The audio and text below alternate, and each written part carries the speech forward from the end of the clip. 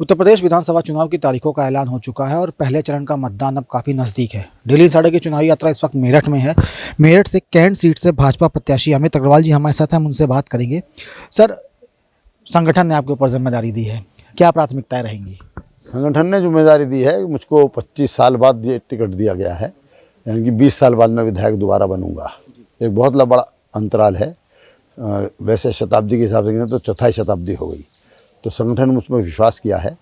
और मेरी प्राथमिकता ये है कि जो वोट आज तक भाजपा को नहीं पड़ा, ऐसा वोट पड़े, क्योंकि मेरा क्षेत्र है। मैंने जब मैं विधायक था बहुत काम किया, बहुत विकास का काम किया, और मुझे को तो बड़ा आश्चर्य है कि आज भी लोगों को विकास का काम वो याद है।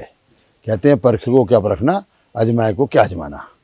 और उन्होंने अपनी संतानों को भी, दादा ने अपने पोते को भी बताया कि ये काम अमित अग्रवाल, ये पुल बनवा गया था, अमित अग्रवाल ये काम करा गया था।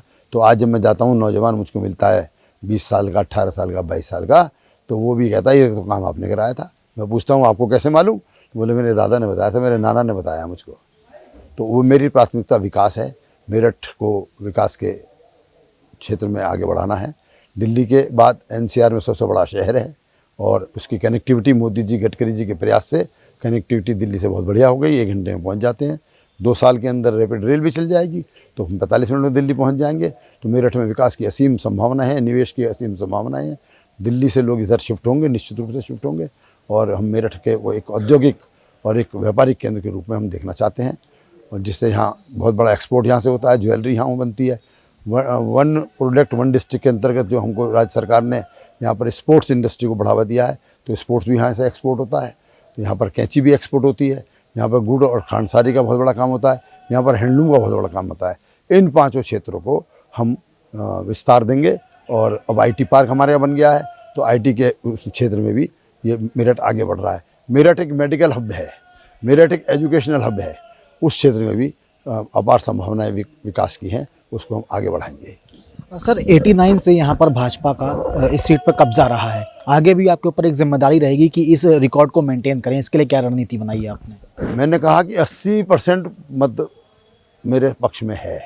आज की तारीख में 80 से और 100 के बीच में जो है, जो भाजपा को कभी नहीं मिला, वो मुझे उससे कन्वर्ट करके भाजपा में डलवाना है।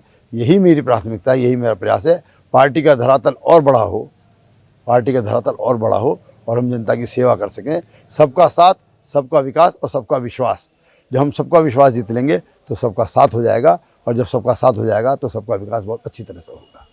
सर, देखा जाए तो डिजिटल प्रचार की भी बात कही जा रही है। क्या डिजिटल प्रचार के लिए क्या रणनीति आपने बनाई है? डिजिटल प्रचार मेरा बहुत अच्छा चल रहा है। मेरा एक बार रूम बना हुआ है, उस बार रूम में युवा लोग काम कर रहे हैं, IT स्पेशलिस्ट काम कर रहे हैं, और वो बहुत अच्छी तरह से मेरे पेज पर और पार्टी के पेज पर और मेरी फेसबुक पर और बहुत अच्छी तरह से उसका प्रचार बहुत आगे है। किसान आंदोलन क्या लगता है इस चुनाव में क्या असर डाल सकता है? सर, किसान आंदोलन कोई असर नहीं है, राजनीतिक स्टंट था विपक्षियों का, और टिकैत को आगे किया था उन्होंने। टिकैत की कोई क्षेत्र में कोई असर नहीं है। अगर असर होता किसानों में तो टिकैत चुनाव न जीत जाते। 2 बार चुनाव लड़े, दोनों बार हार गए वो। उनको जमानत बचाने के भी पैसे लाले पड़ गए, जमानत भी नहीं बच पाई उनकी। किसानों का कोई आंदोलन का असर हमारे ऊपर नहीं है। सब जाट समुदाय, गुर्जर समुदाय, मुख्यतः जो किसान है यहाँ के पश्चिम उत्तर प्रदेश के, मेरठ के, वो यही समुदाय है, और कुछ सैनी समाज है, सब हमारे साथ है। सर, विरोधियों को परास्त करने के लिए क्या कुछ योजनाएं बनाई हैं? क्योंकि कांग्रेस लड़की हूँ लड़ सकती हूँ की विचारधारा के साथ काम कर रही है। नई हवा है, नई सपा है, सपा रालोद का गठबंधन हो गया है। बसपा भी लगातार जो है वो अपने दावे ठोक रही है। तो विरोधियों को परास्त करने की भी कोई योजना है? विरोधी तो परास्त क्या, विरोधी तो पस्त है मेरे यहाँ। मेरे क्षेत्र में विरोधी पस्त हैं। और जहाँ तक आपने कही लड़की हूँ लड़ सकती हूँ, तो मेरे सामने तो उन्होंने कोई ऐसा कैंडिडेट उतारा नहीं। प्रियंका जी ने लड़की के ने इसका जवाब दिया है, लड़की हूँ, लड़ूंगी नहीं, पढ़ूंगी और आगे बढ़ूंगी। लड़कियों ने ये नारा दिया है, पढ़ूंगी और आगे बढ़ूंगी। और जहाँ तक बात सपा रालोद की है, तो ये वो गठबंधन है, ये ठगबंधन है। जनता को आंखों में धूल झोंक रहे हैं। 86 में यदि अजीत सिंह नेता चुन लिए गए थे जनता पार्टी के, तो मुलायम सिंह ने उनको पटक के मारा था विधानसभा के क्षेत्र कार्यालय में। तो उस वक्त क्यों नहीं उस किसान के बेटे को उन्होंने, चौधरी चरण सिंह के बेटे को, और उसको क्यों नहीं मुख्यमंत्री बनने दिया? और आज अखिलेश और जयंत को ये बात पता भी नहीं होगी। जयंत भूल गए इन बातों को कि उनके पिता को पटक के मारा गया था, कपड़े फाड़ दिए गए थे। काहे के लिए वो किसानों के समर्थक हैं सपा वाले। गुंडे के आधार पर 86 से लेकर अब तक सरकारें चलाई हैं, तो वो गुंडे सबके सामने आ रही है, तो उनको कोई आधार नहीं है उनका। आखिरी सवाल है सर, मेरठ की जनता से क्या अपील करना चाहेंगे? मेरठ की जनता से मैं ये अपील करना चाहता हूँ कि मेरठ की जनता ऐसे ऐसे हर परिवार में अपना को पकड़ बना ले। 5 दिन बाकी हैं, एक परिवार में अधिकतम 5 वोट ही होती हैं, तो एक दिन में एक वोट को पकाए।